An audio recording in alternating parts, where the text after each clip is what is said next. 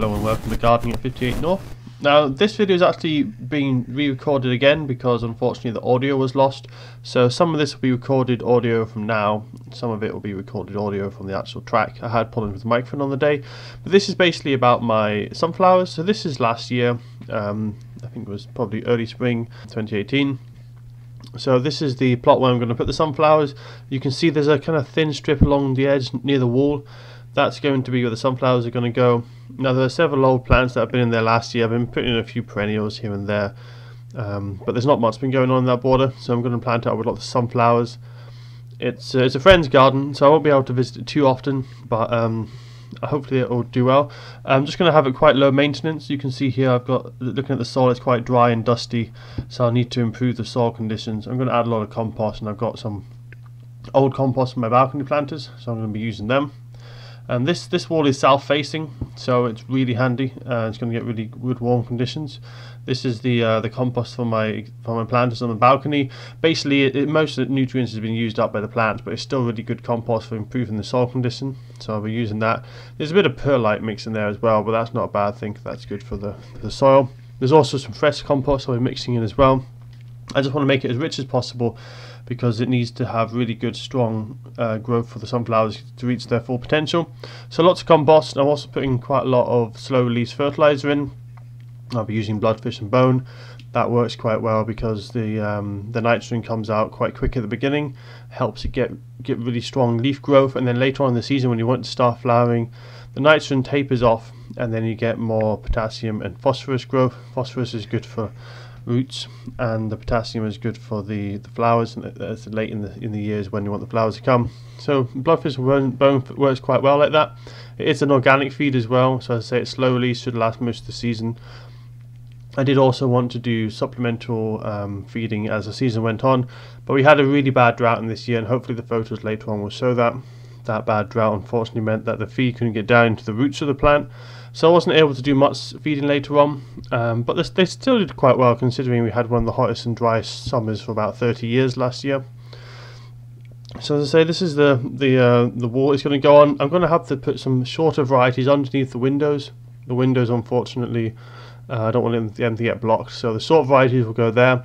These are all the varieties I've been growing on from seeds. I've probably got about 5 or 6 types, and they've been in my grow box recently, so they'll be going outside. They've been acclimatizing on my balcony for the last few weeks, but they're ready to go out now in the garden.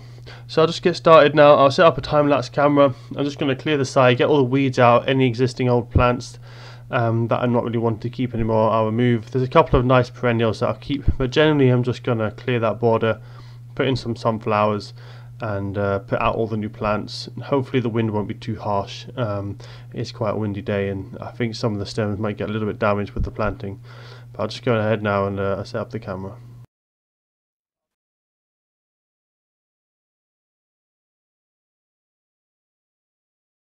So that's the site now we'll drag over. As you can see, the soil was actually really rich to begin with, so I didn't have to do too much work.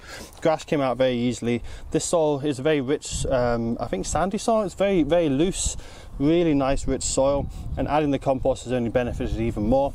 So I put a huge amount of bloodfish and bone, as I say, because to get really big sunflowers you need very rich soil, high nutrients levels, really good quality soil. So this is nice and loose down to about 2 foot deep.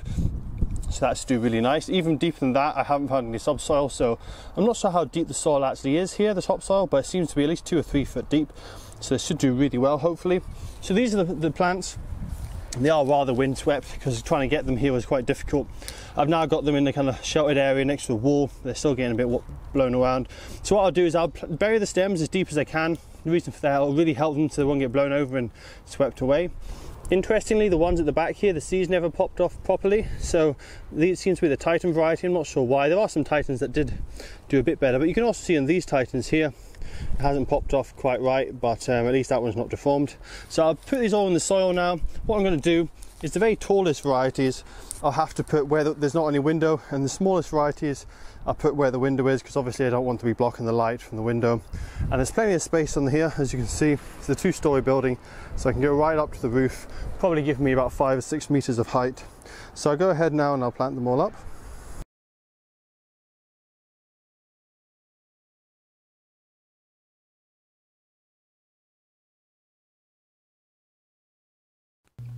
So that's the sunflowers all now planted up. Yes, you can see they are quite close together. The reason I've done that is because I want to get a really good display, but also I'm not going for the absolute biggest in the world I can try and get, because if I try and get a really big one, I'm going to have to water it lots, feed it lots, and I'm going to have to put on a lot of support. So I'm not trying to go for the absolute biggest I can possibly get. I just wanted to make quite a nice display. And the other reason is I can only visit this site every month or two, so I'm not going to be able to look after them. I'm not going to be able to replace any that die off. So if one or two do die, there's going to be still a good display, because there's still quite a lot in that area. Even if I lose half of them, it's still a good concentration of sunflowers for that space. So I put down some slug pellets, and I'm just going to leave them now. Hopefully the slugs don't decimate them. The slugs can be quite bad in this garden. But anyway, I'll come back in the next section of the video, which will be a few months later.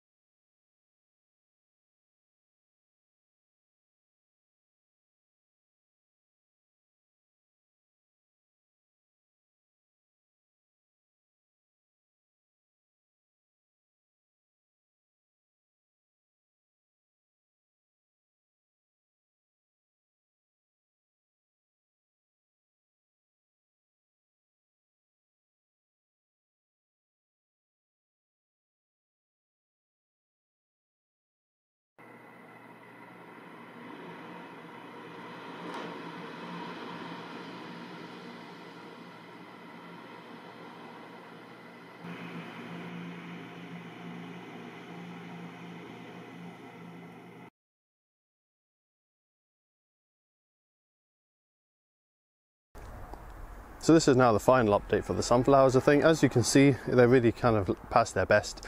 But this is October now, still early October. We've had a couple of very light frosts, but generally sunflowers can take a light frost. As long as it's not below -1, that should be okay. If it gets down to about 0, you get a light frosting on the grass. It doesn't have to go below 0, then they should be fine.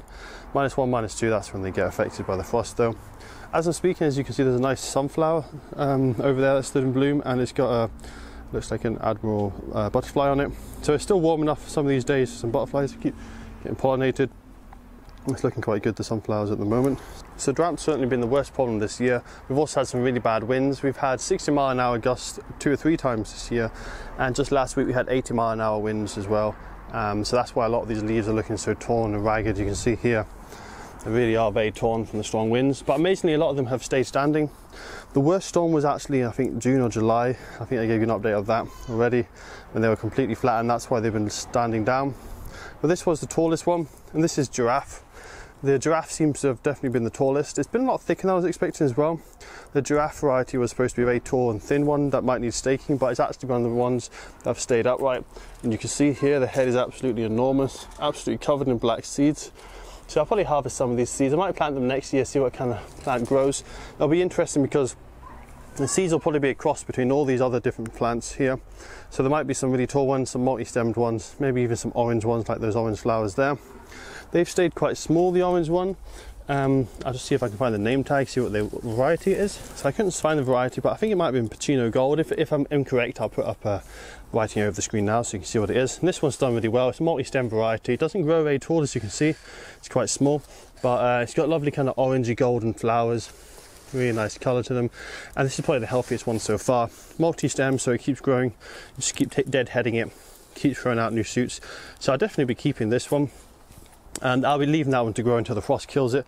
The rest of them, they're kind of done for now. The Kong here, it did quite well, but the drought stunted it. The Kong does what it usually does, has really big leaves, massive head, which I have dead-headed so that it will continue sprouting new side shoots, and it's done that quite well. As you can see, the more side shoots it has, the smaller the flowers get. And this is just about finished, so I probably will take this one out today, and it's just about done. And you can see as well, it's got a really big, solid, thick stem on it, and the one just to the side of it as well has got a really thick stem. I think that might be Titan. I'll have a look. Yep, it is Titan.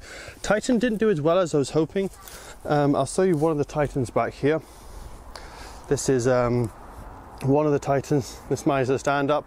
It does have a really strong stem like it said it would be, but they've all been diminished in height because of the drought that we've had recently. But you can see the head on this is really magnificent, really big, massive head. Now for size comparison, I'll put a photo up now of my girlfriend's hand on it because my hands are really big, so they make this look quite small, but it's actually a massive head on this.